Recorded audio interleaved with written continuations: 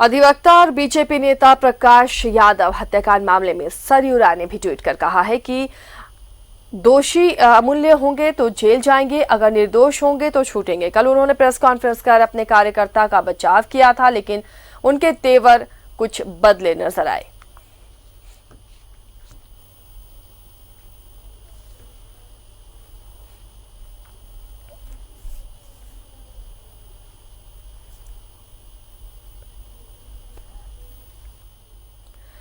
हमारी सहयोगी अनी अमृता जुड़ी हुई है, सीधे रुक करते हैं। अनिका, लगातार इस हत्या पर राजनीति हो रही है, सरयू राय ने भी ट्वीट किया है। इस पूरे हत्याकांड को लेकर क्या माहौल फिलहाल बन रहा है? देखिए, सियासत लगातार चल रही है और सबसे दुखद पहलू ये है कि जो भी सरकारें रही हों, हम सभी जानते हैं कि सरकार का, प्रशासन का, नेताओं का संरक्षण इन भू माफियाओं को मिलता रहा है।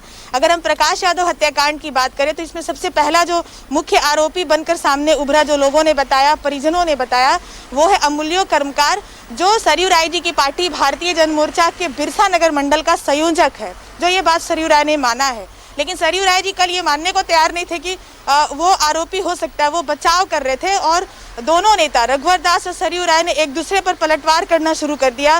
रघुवर दास ने जहां सरयू राय को ये कहा कि वो भू माफियाओं को संरक्षण देते हैं, वहीं सरयू राय ने उनका कच्चा चिट्ठा खोलने की बात कही, जो वो पहले भी खोल चुके हैं चुनाव के वक्त। तो और एक दूसरे को देख लेने की बातें कही गई, तो सियासत शुरू हो गई है।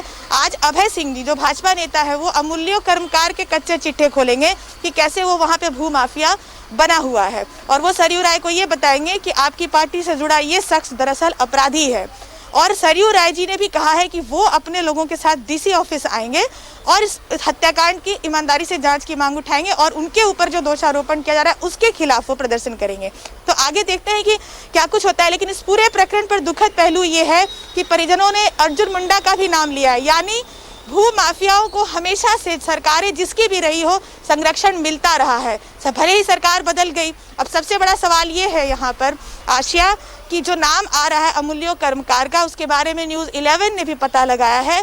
पूर्व थाना प्रभारी बिरसा नगर से बात की तो पता चला कि 1 साल पहले भू माफियाओं की एक लिस्ट भेजी गई थी प्रशासन को, तत्कालीन थाना प्रभारी ने भेजा था। उस वक्त वो भू माफियाओं के खिलाफ काम कर रहे थे तो उनको ट्रांसफर कर दिया गया। तब रघुवर दास जी की सरकार थी, यानी कि उस वक्त भी ये आदमी दबंग था, आज भी ये दबंग है। उस वक्त रघुवर दास जी की सरकार थी, आज उस क्षेत्र के विधायक सरयू राय है।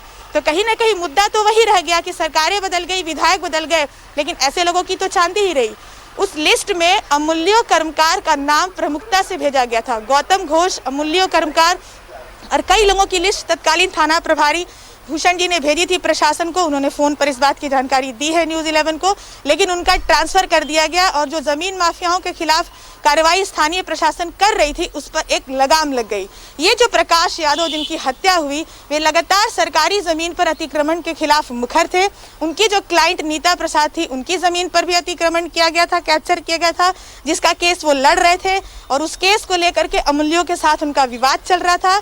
अमूल्य सरयू राय जी की पार्टी का बिरसा नगर मंडल संयोजक है। आप पूरी चीजों को देख लीजिए, कहीं ना कहीं राजनीति में नेता के चाहने या ना चाहने से भी ऐसे लोग जुड़ जाते हैं जो गलत प्रवृत्ति के होते हैं। ऐसे में डिफेंड करने की बजाय, एक दूसरे पर आरोप प्रत्यारोप करने की बजाय जो मूल बात है उस पर आना चाहिए। रघुवर दास जी और सरयू राय जी की लड़ाई लेकिन ये पहले से चल रही है। तीन कद्दावर नाम जुड़ रहे हैं अनी, अर्जुन मुंडा का भी नाम जुड़ रहा है, रघुवर दास का भी, सरयू राय का भी, जिनका संरक्षण अमूल्यों को प्राप्त है। ऐसे में पुलिस की तरफ से क्या कार्रवाई आगे हो रही है? देखिए, डीआईजी राजीव रंजन सिंह ने एक ट्वीट किया है कल देर रात, जिसमें उन्होंने बताया कि पुलिस को बहुत क्लू मिल चुके हैं और जल्द ही इस मामले का खुलासा करेगी। देर रात सरयू राय जी के तेवर भी कुछ नर्म पड़े, जहां दिन में दोनों ही नेता एक दूसरे पर आरोप प्रत्यारोप कर रहे थे और जब जनता के सामने ये बात आ गई कि भाई कोई भी सत्ता में रहा, जब अमूल्य को संरक्षण मिलता ही रहा तो एक दूसरे को क्या दोष देना। इस बात पर बात होनी चाहिए कि क्या अमूल्य अपराधी है। अगर अपराधी है तो पूर्व में मिल रहा संरक्षण गलत था, और अगर अपराधी है तो सरयू राय जी को ऐसे लोगों से नाता तोड़ लेना चाहिए और उसके खिलाफ कार्रवाई के लिए खुद उनको पहल करनी चाहिए। और जांच में तो ये बात आ ही जाएगी, अगर अमूल्य दोषी है तो वो जेल जाएंगे। खुद सरयू राय ने ये बात लिखी है, उन्होंने सीबीआई जांच की भी मांग की है। तो दूध का दूध और पानी का पानी प्रशासन अगर यहीं पर कर दे तो सीबीआई को बुलाने की नौबत ही क्यों आएगी। तो प्रशासन को जो जानकारी है, प्रशासन के पास तमाम डॉक्यूमेंट्स है जिसमें उस क्षेत्र के भूमाफियाओं के नामों की लिस्ट है। प्रशासन पुराने थाना प्रभारी से बात करके बहुत कुछ निकाल सकती है कि एडवोकेट प्रकाश, तत्कालीन थाना प्रभारी और वैसे लोग जो गलत के खिलाफ मुखर थे, उनके साथ क्या क्या परेशानियां हुई, क्या थी वो मूल वजह जिसकी वजह से इतने बड़े जघन्य हत्याकांड को इतने लोगों से भरी बस्ती के बीच में अंजाम दे दिया गया। और उसके बाद नेता लड़ने लगे आपस में, एक दूसरे को बताने लगे संरक्षक, और बात तो आ रही है कि हर व्यक्ति ही संरक्षक था।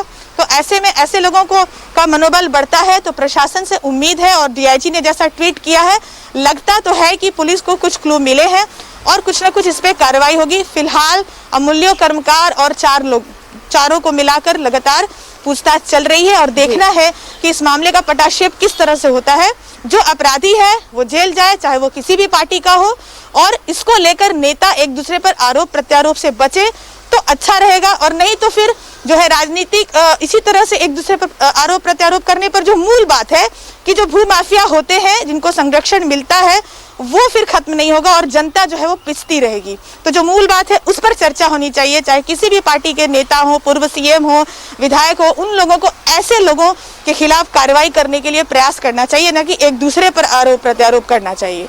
बिल्कुल सही कहा अमृता, आपने बहुत बहुत शुक्रिया इस तमाम जानकारी के लिए। तो अब बीजेपी नेता प्रकाश यादव की हत्या के बाद इस पर राजनीति तेज है। हालांकि पुलिस अपनी तरफ से कार्रवाई कर रही है, जो दोषी होंगे वो जल्द ही सामने होंगे।